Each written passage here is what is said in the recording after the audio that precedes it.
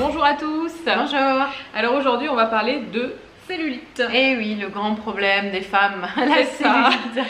Alors on vous a fait une vidéo juste avant où on vous parlait de la rétention d'eau. Allez voir aussi parce que du coup c'est un petit peu lié tout ça. On va un petit peu expliquer comment ça se passe. Donc on a expliqué comment se fabriquer la rétention d'eau dans le corps. Et maintenant on va expliquer un petit peu de manière générale qu'est-ce que tu penses de la cellulite par le biais de l'Ayurveda, parce qu'on entend beaucoup de choses, que c'est tel aliment qui provoque de la cellulite, etc. Mais c'est pas forcément un aliment en particulier. On va voir que c'est aussi peut-être un mélange de plein de choses, un contexte de manière générale. Et on va plutôt donner le nom de Ama, qui est un amas de toxines. Et c'est plutôt ça pour moi qui reflète de la cellulite. Est-ce que tu peux nous expliquer en Ayurveda qu'est-ce qu'il en ressort? Alors bon, après c'est vrai que la cellulite, ça touche quand même la très grande majorité des femmes, et c'est de l'ordre de l'impossible de n'avoir aucune cellulite. Voilà, ça c'est... faut arrêter tout de suite là-dessus. C'est normal d'avoir un petit peu de cellulite, c'est quelque chose de tout à fait normal. Après c'est vrai qu'il y a des personnes chez qui ça va être beaucoup plus marqué, que ce soit moi ou que ce soit toi, on reçoit beaucoup de messages régulièrement sur quoi faire pour effectivement réduire la cellulite. Alors déjà dans un premier temps je dirais de l'accepter, hein, c'est transitoire, hein, on peut déjà commencer par l'accepter. Et effectivement c'est beaucoup plus lié à ce qu'on mange et à l'accumulation des toxines dans les tissus graisseux. Donc comme tu l'as dit très justement, c'est ce qu'on appelle Ama en Ayurveda. Donc Ama, ce sont les déchets, c'est tout ce qui est mal digéré, c'est tout ce qui a provoqué un excès de toxines dans l'organisme. Et donc ça on va chercher à le réduire pour pouvoir réduire effectivement cet amas de cellulite qui va se former. Donc il y a plusieurs raisons pour avoir de l'ama. Ça va être de manger industriel, voilà, des produits qui ne sont pas frais, qui ne sont pas fraîchement préparés. Ça c'est déjà une des premières choses. Tous les biscuits industriels, etc. C'est pareil. Ça va être de ne pas manger aussi en fonction de son dosha dominant. Donc par exemple, on en parlait pour la rétention d'eau, un pitta qui mange une alimentation hyper brûlante, etc. Tout ça, ça génère des toxines qui vont aller se loger dans les tissus graisseux.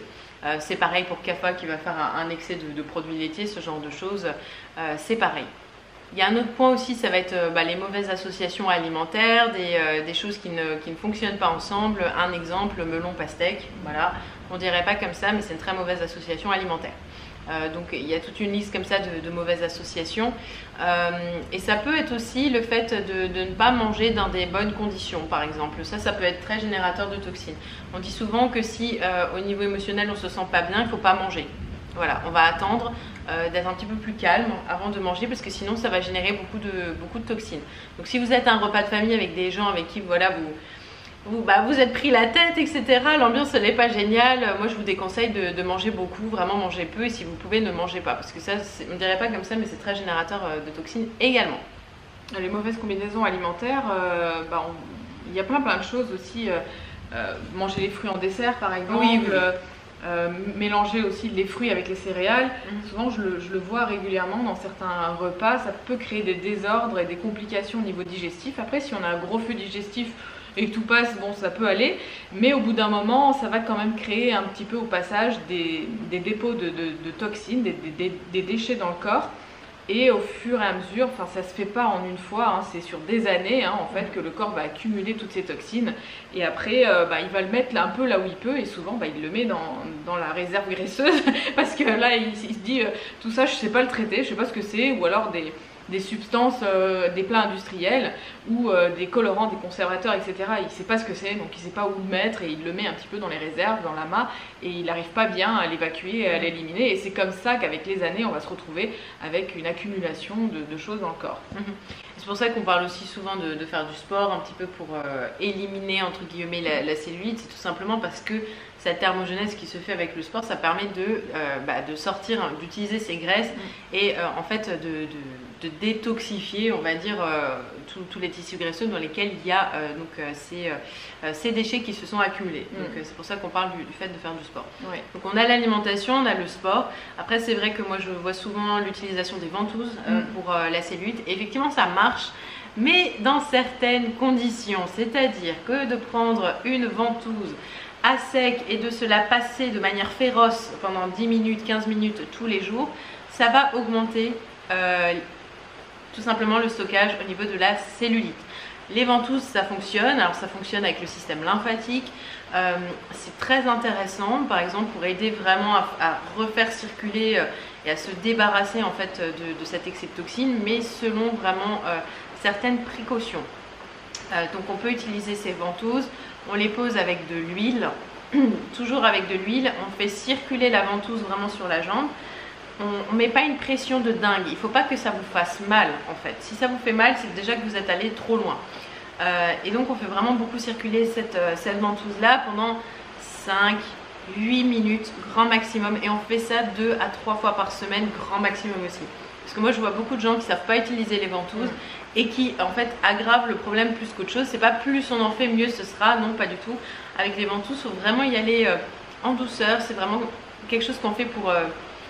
sur le long terme, et de toute façon c'est pas ça qui va vous régler votre problème de cellulite, ça va un petit peu aider à nettoyer, à détoxifier, etc. Mais ça reste tout ce que c'est.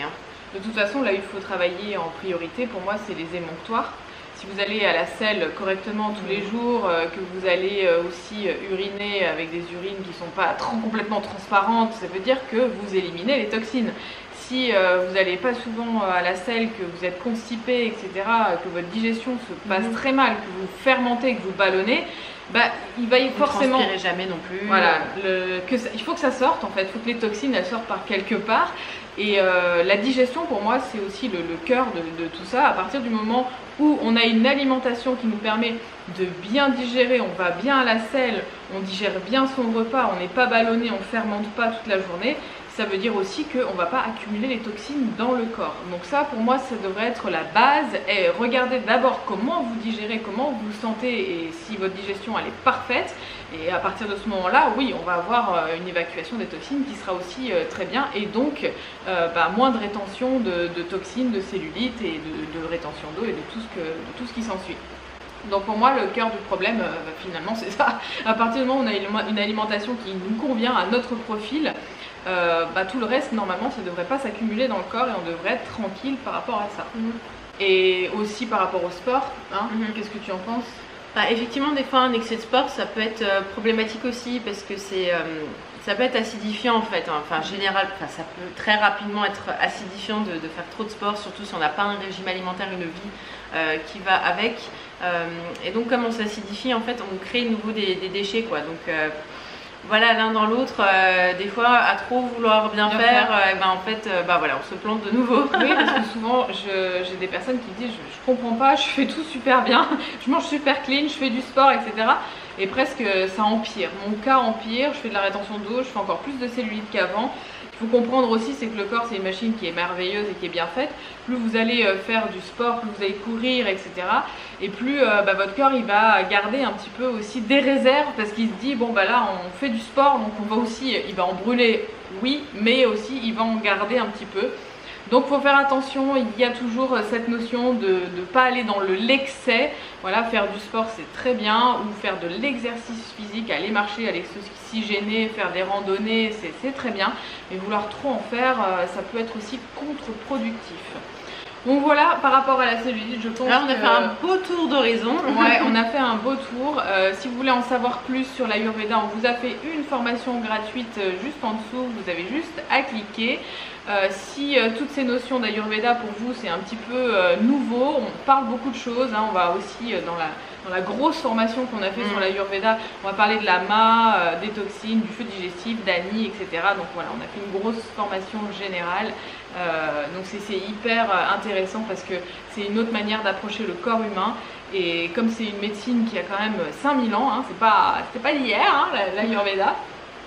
Moi j'adore cette approche vraiment, depuis que j'ai découvert ça, vraiment j'adore, et grâce à Christelle qui nous apporte aussi toutes ces belles connaissances. Nous on se retrouve très bientôt, on va refaire encore plein de vidéos sur le sujet, et on vous fait plein de gros bisous, on vous dit à bientôt, ciao. Hey, salut à toi. Salut. C'est Pierre. Et Céline. Alors on voulait juste te prévenir que tu as 1 heure de formation offerte, la santé par l'Ayurveda. Alors c'est juste ici, tu as juste à cliquer pour recevoir gratuitement ta formation sur l'Ayurveda. Allez, à très bientôt. Ciao. Ciao.